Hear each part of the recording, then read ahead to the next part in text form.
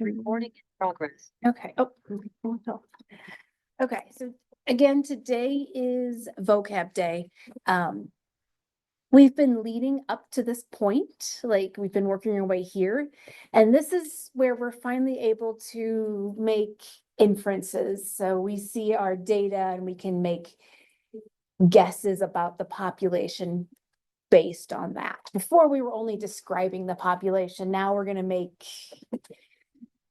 hypotheses, we're going to make guesses and say, hey, we think the population is this. Here's the difference. And our goal is always finding a difference between our control group and our experimental group. That's how these are all designed. If we find a difference, great, our thing worked. If we didn't, maybe it didn't work, or maybe there's something else going on. It just kind of depends. All right, so I do not have my writing fingers on today, but hypothesis.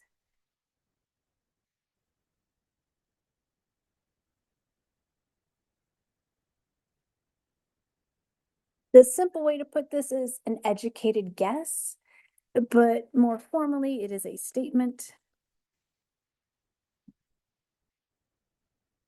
regarding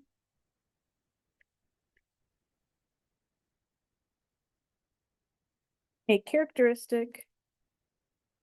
Good morning. Hi.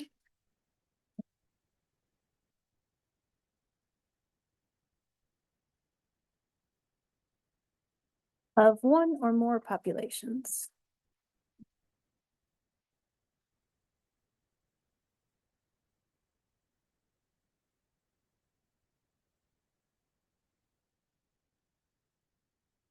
So our statement is a guess. It's like we think this is going to happen based on whatever. You should always have some reason to back it up. So that's our hypothesis. Our hypothesis testing, which is going to be hypo from here on out.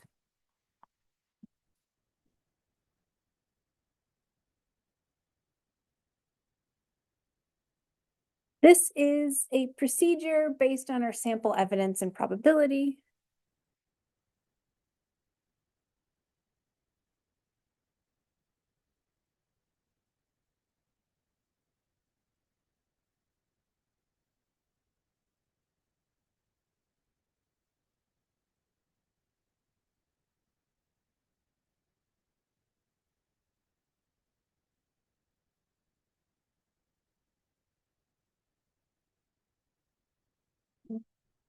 That we use to test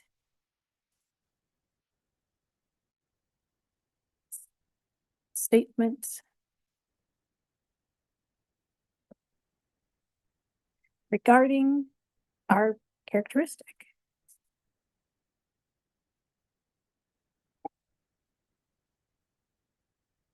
Somebody grab the door, please.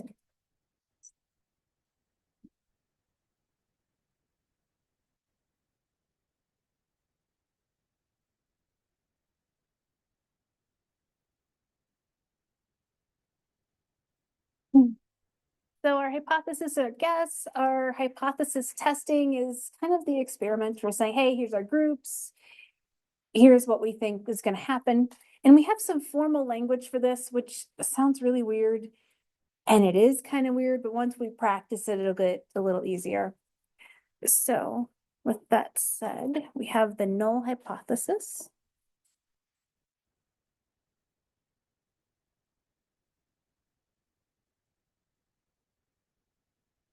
And this is signified with an H and 0. We call this H naught.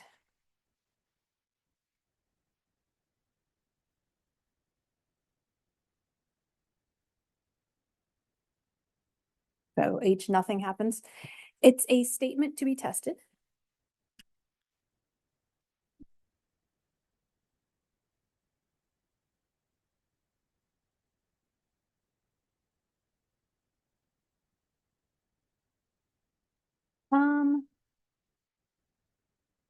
It is a statement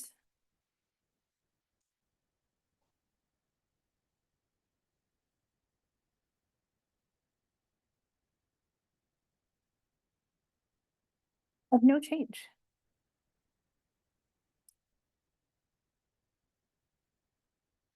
So we assume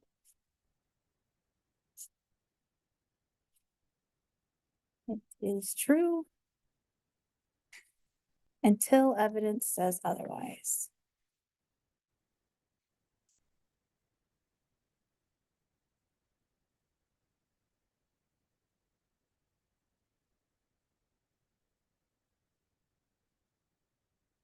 So today we will be practicing stating null hypotheses based on various examples. So it's the language of them is kind of tricky. It's not necessarily hard, it's just weird language. But again, once you get the hang of it, it's not so bad. I need to scroll, but I can go back. Your alternative hypothesis.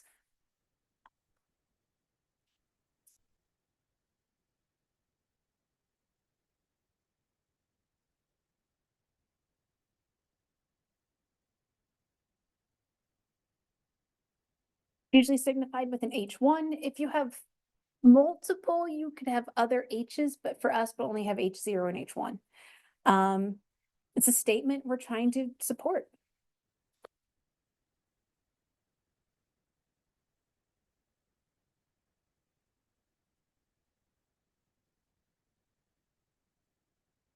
Can I grab that, please?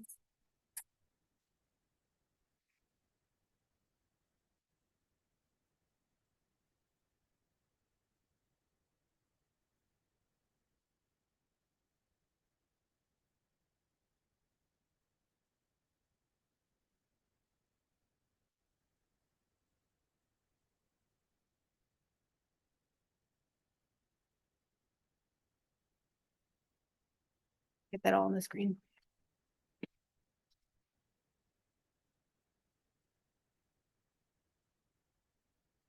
So our hypothesis is kind of our guess statement. Our null hypothesis is, hey, here's the study. We think nothing's going to happen. The alternative is something happens. Do I have a good example?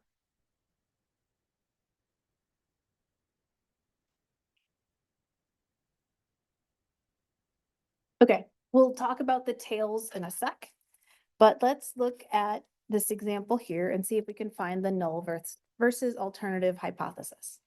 So we have a pharmaceutical company that's just developed a new antibiotic for children. 2% of the kids taking competing antibiotics experience headaches as a side effect. A researcher for the FDA wishes to know if the percentage of children taking the new antibiotic is different, or who experience headaches, wow, I can't read today, is different than 2%, more than 2%. So our null hypothesis here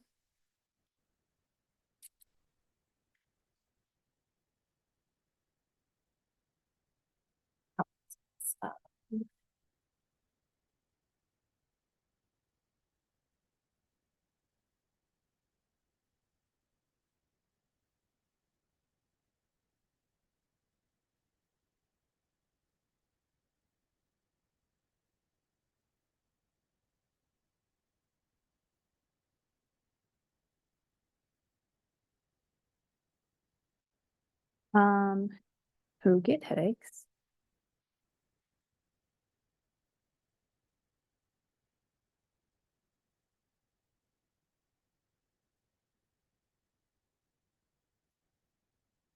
So the percent of the kids who have the side effects is the same on the new drug is the same as the old one. So there's no difference. It's just chance that these seem to be higher. So there's no significant difference. Our alternative hypothesis, how is this written? They say more than 2%. So we'll say it same way. The percent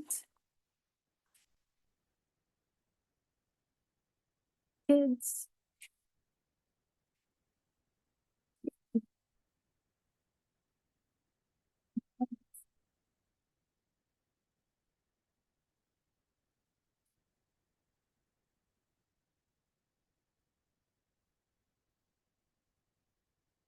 so we say the percent is more than, because that's how this one was written. With our hypothesis testing, we have 3 ways we can deal with this. We can say, uh-oh, hang on, my pen is, there we go.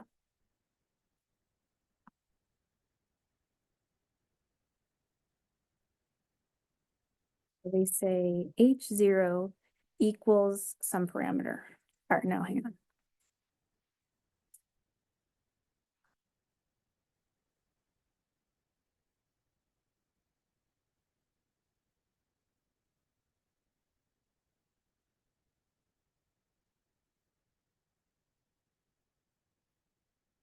So our first is equal versus not equal. We can say, hey, our null hypothesis is our group we're studying is the same as the population group. So their values are going to be equal. And it's actually the null is going to be the same for all of them. We're going to say this parameter is not equal to some value. So we don't specify that our experimental group will be higher or lower. It just is not the same. This is a two-tailed test.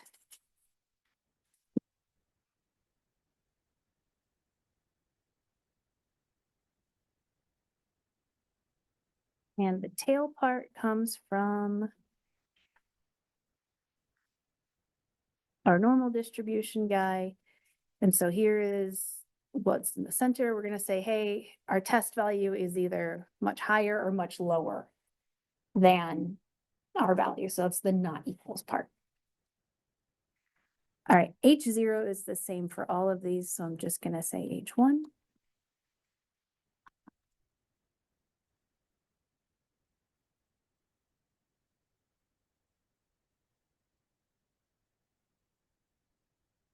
The next one is we're saying our parameter is lower.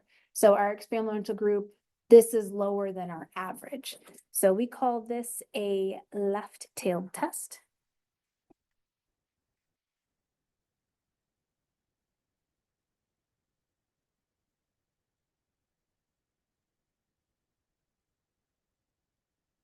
The pictures will help us later. So we say, okay, there's the average. We think our value is going to be much lower than everybody else. And the final one is our parameter is bigger.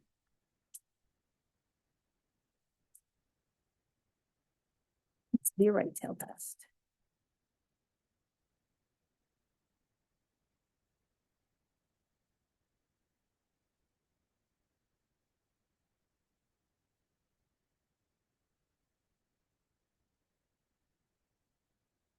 Think our data value is bigger than the population value or the assumed value.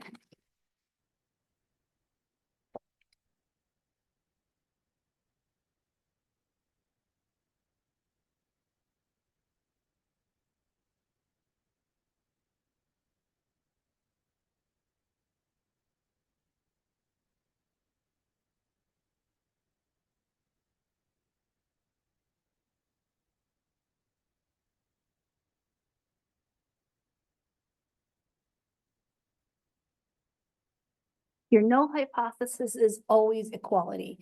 Whatever we're finding in our special sample is different than the is the same as the population. So there's no difference, null meaning nothing. It's the same as always.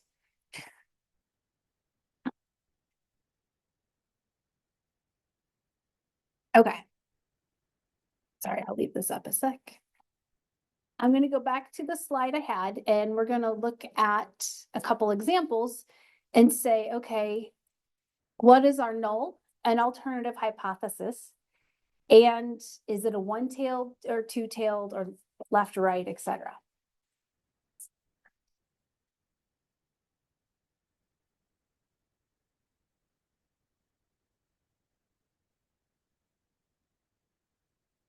So we have one we looked at earlier. We have our antibiotic, wow, words are hard today. And if we look at this, it says more than. So how am I going to write my hypotheses? Well, my null is always my percent, my parameter equals 0.02. My alternative hypothesis, we said is bigger than that, so P is greater 0.02. So it was written in that way. Okay. Is this a one-tailed or two-tailed test?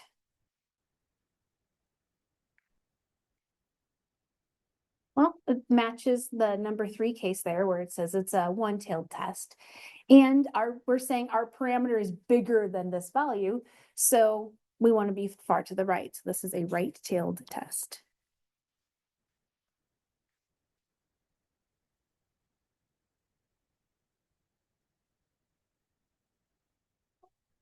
We just want to identify these in the next section. We'll actually put this into play with some of our stats we've used already.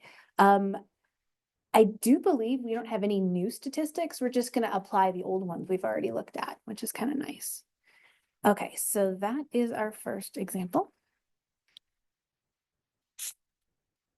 Yep, they say that. All right. The Blue Book price of a used 3-year-old Chevy Corvette is $59,000 or $59,083. Wow. Grant wonders if the mean price of a used 3-year-old used car in Miami is different than the population price.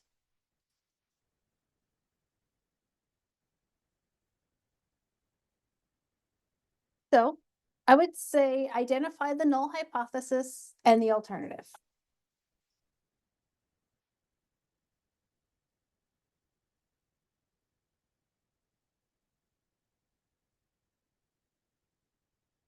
And that's an expensive.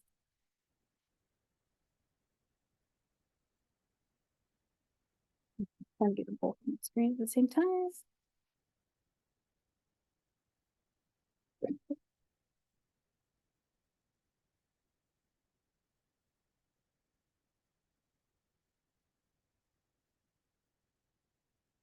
Okay, so our null hypothesis is always equality.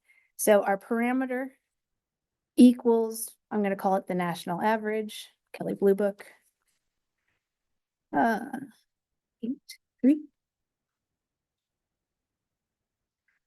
For our alternative hypothesis, and we look at this, they don't specify greater than or less than. So the only other option we have is just not equal. So it is not the same as the national average.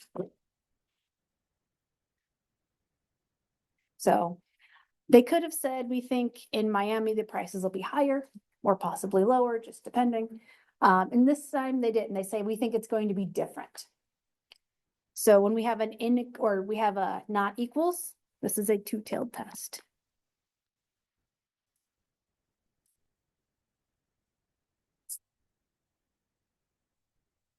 Just not this.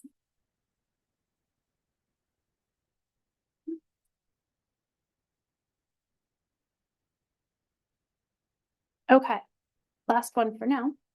We have the standard deviation of the contents in a 64-ounce bottle of detergent when using an old machine is 0.23 ounce. The manufacturer wants to know if a new filling machine has less variability. So that means its standard deviation is smaller.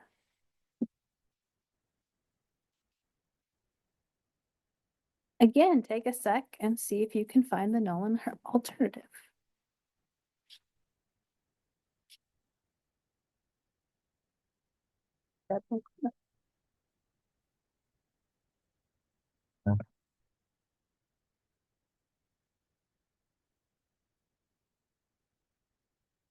Any of these are alternate, or excuse me, are null, is our parameter equals 0.23. So there is no difference. So they want to know if filling the new machine has less variability. So less variability means our standard deviation is smaller. So we're looking at our parameter is smaller than 0.23. So if we have a greater than less than, it's a one-tailed test, and a less than tells me it's on the left, so it is a left-tailed test.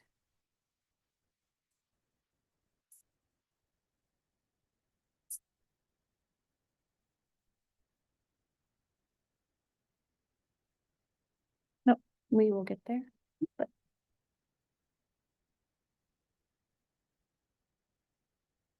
okay.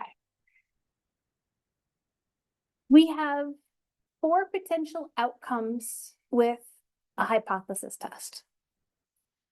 And these are gonna come our error types.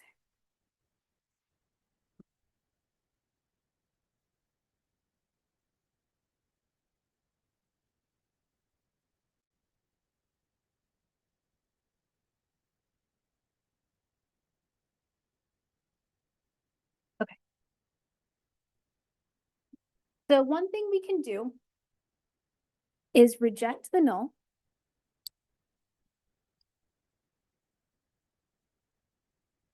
We say, okay, we see a difference.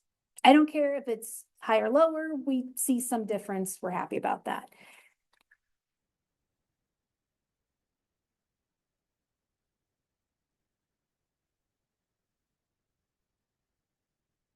So we could reject the null hypothesis and do that right. So we say, hey, there is a difference between them. So our alternative hypothesis has evidence, it's true.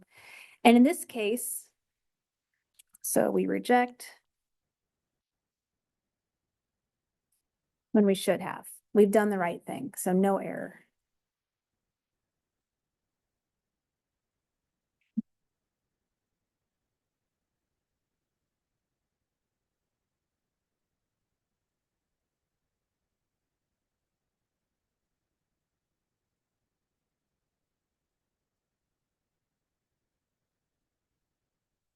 We did well, our data matches reality, we're happy about this.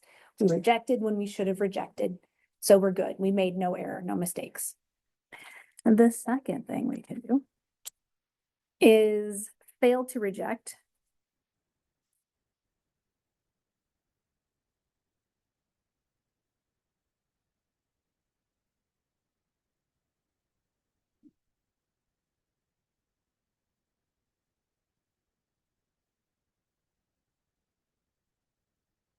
So fail to reject when it's true. So when we fail to reject, we're saying, hey, there's no difference in these populations or these groups, and that is the right thing. So there was no, or we found no difference and there was no difference. Great, no error.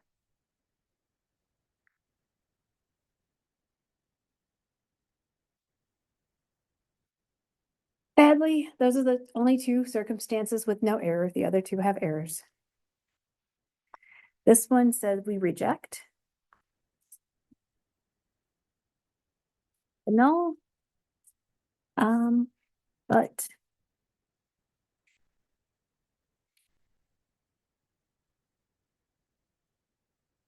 so we said the null was false, but in reality it was true. So we have made an error.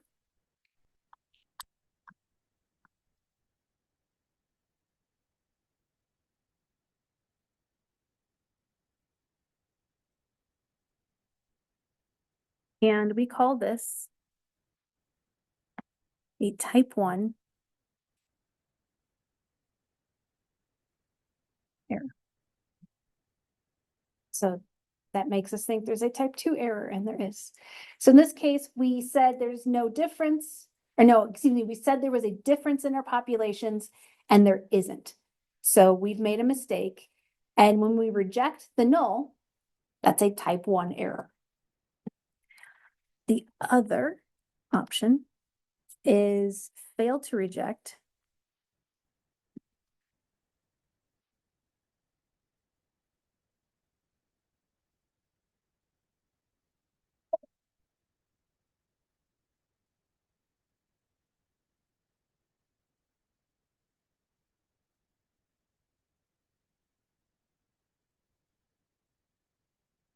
We didn't reject the null, but we should have. So another error as well.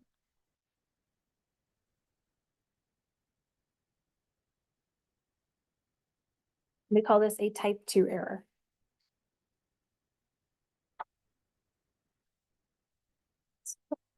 We say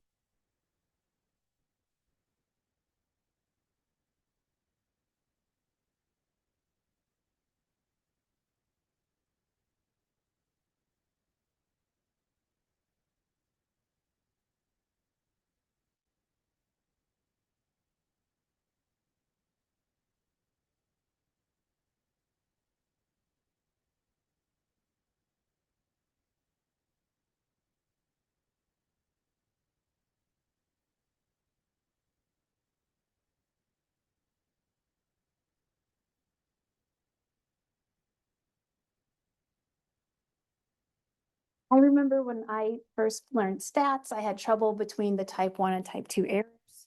And this seems to be a common issue I've found. So it comes down to, did we reject the null? Then we have a potential for a type 1 error. So rejecting null, type 1. If we fail to reject it, there's a potential for a type 2 error. So make a mnemonic or something to help separate which one's which. That's really about it. Ta-da, ta-da. Oh, one more page on this. Cool. Okay. We're looking at the examples we did before. So we have the pharmaceutical company who's developed their antibiotic and their side effects. So a researcher conducts a hypothesis test. They said the null was there's no difference. The alternative is the new medicine has a higher side effect rate. Oh, well, they gave us the answer. So a type 1 error would mean, what would it mean? Well, if we were to make a type 1 error, we would say, okay, the null hypothesis is false. We found a difference and that's that. So that would mean we said it was false when it should have been true. A type 2 error would be, okay, we found a difference. This new med causes more headaches than the old one. In reality, there was no difference. That's our different errors. All right, that one's not exciting. Okay. All right, I only have one page left and then I have an in-class thingy to work on. So, stating conclusions.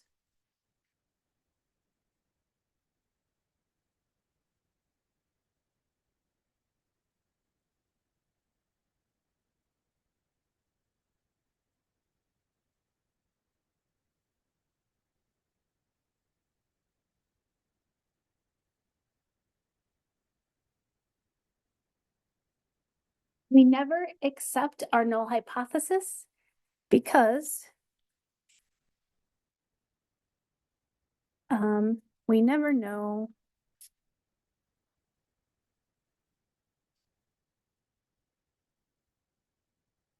the exact value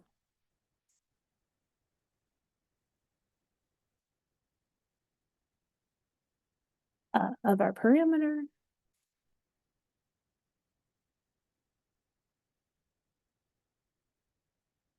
Without having access. That is not how we spell that word.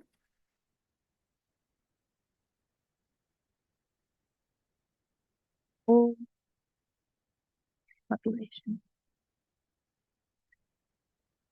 So most of the time with our data, we won't know what the actual population numbers are. We know what the old numbers are, we assume. Most of the time, it's really hard to survey or look at the entire population. The exception to that is the census, and it still takes years to get all of that data. And if you don't, they will chase you down. They chased my sister down a few years ago because she wouldn't respond. So Those are the few times we get everybody, but even then, that's just the census here. It's not with other countries. So we never know the whole population. So we never accept the null. We can just reject or fail to reject.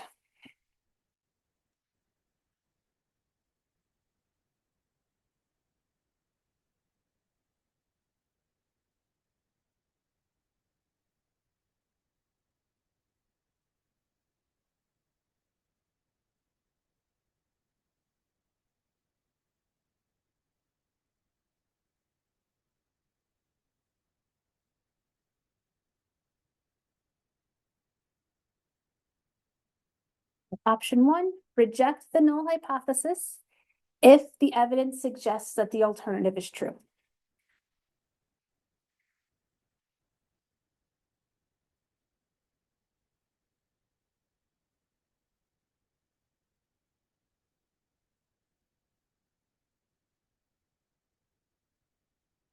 So we think this is true. Cool.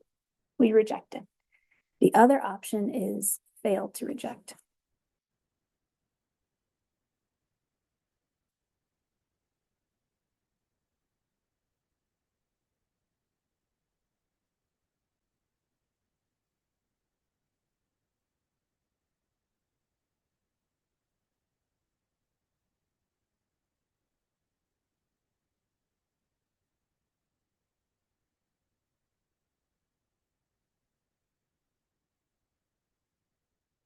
So if we fail to reject the null, it looks like our special population, our special sample didn't show a big enough difference. It still may show some because that's just usually the case, but it's not a big enough difference to matter. It's most likely due to chance.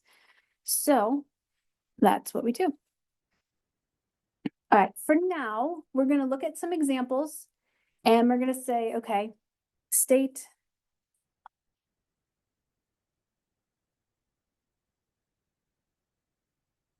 the null and alternative hypothesis. And we're going to give the side.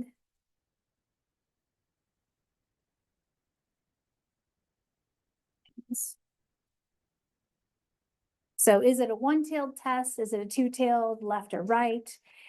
And we don't have anything where we could talk error on this one. But think about what a type 1 or type 2 errors would be.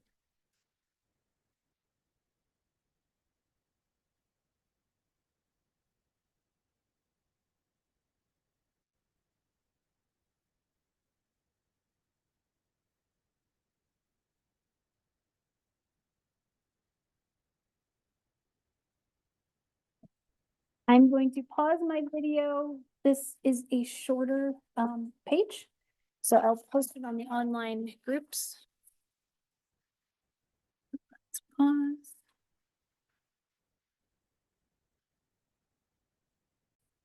Recording in progress. Okay, so we're gonna run over these really quick. The null hypothesis is always our parameter equals whatever they say.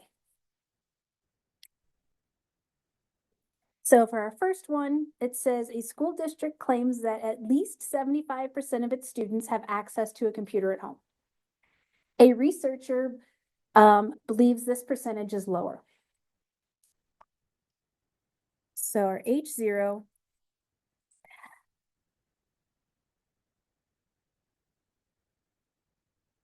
really, this should probably be greater than, but we're just going to go for equality to make life easier. There's no difference. The percent of students who have computers at home is 75%, exactly what claimed. The researcher says, no, I don't think that's true. And they say the percent is lower. So the researcher thinks parameter is less than 0.75. So lower gives us a less than. This is a left-tailed test.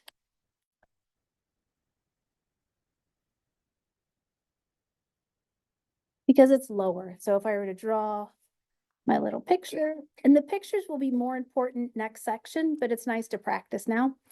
So we're saying our parameter is lower, and then the mean is always what we're looking at. Our parameter is a lot less than that. It's significantly less, and we'll talk about significant differences next time. What does a type 1 error look like with this? I always have to cheat. So type 1 is we reject the null, right? Yeah.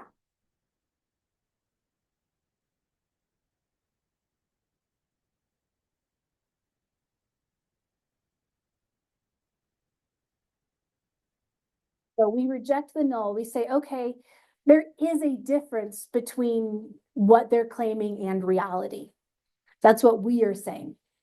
But in reality, there is no difference. That 75% of the students have computers at home or close enough.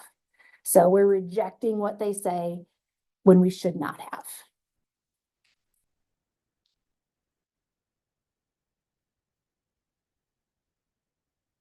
Our mistake is rejecting. A type 2 error is we didn't reject the null.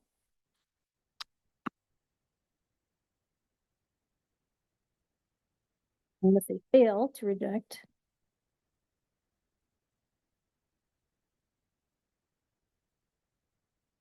But so we said, okay, we're going to fail rejected. We don't think the percent is different than 75%. In reality, the percent was lower. So we made a mistake. We had a weird sample. It didn't pan out like it should have. So it's also a by mistake. I'm not going to do the type errors for all of these because it's really the same language over and over again. Number 2, a restaurant states that 85% of its customers are satisfied with their service. A food critic believes that the satisfaction rate is different than this claim. So the null is always easiest to state. So the null is the percent is what they claim. Our parameter is what they claim it should be. Our alternative. So they said the rate is different. They don't specify higher or lower. In that case, we just say parameter is not equal to 0.85. We don't make a claim if it's bigger or less. We just claim that it's not the same. So this is a two-tailed test. So if we have a not equals, that's a two-tailed because it could be either way. It could be higher or lower.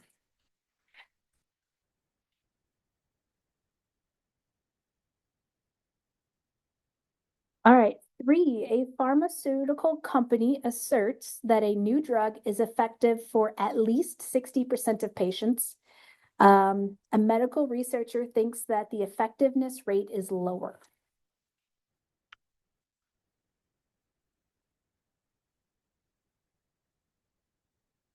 So the company says at least 60 and the researcher says, no, I think it's less than that. So just like the one above where it's a left-tailed test. I don't think they gave us a two-tailed test here.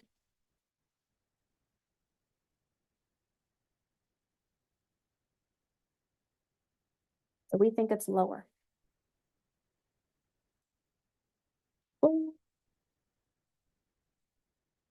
A political analyst believes that more than 50% of voters support a particular candidate.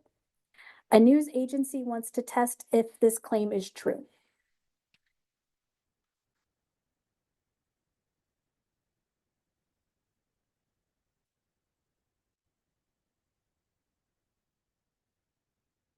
So the null hypothesis is always equality.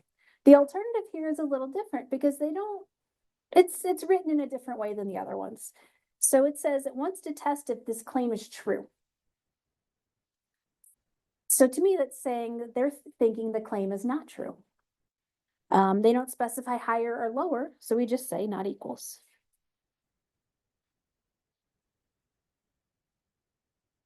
Last one.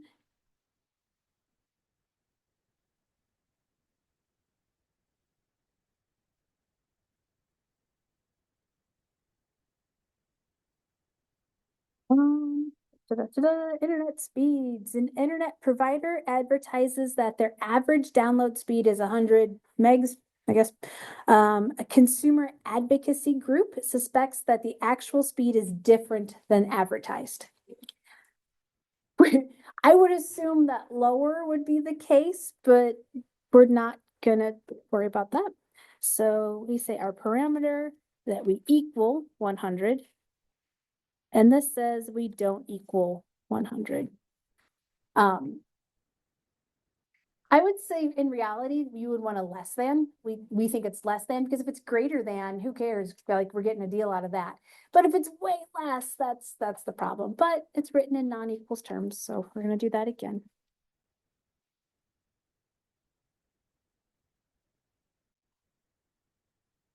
Going forward,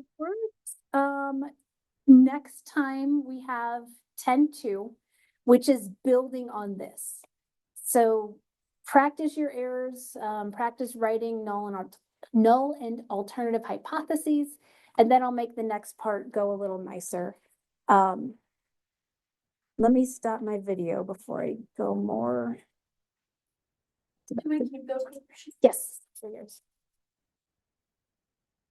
All right, don't leave yet.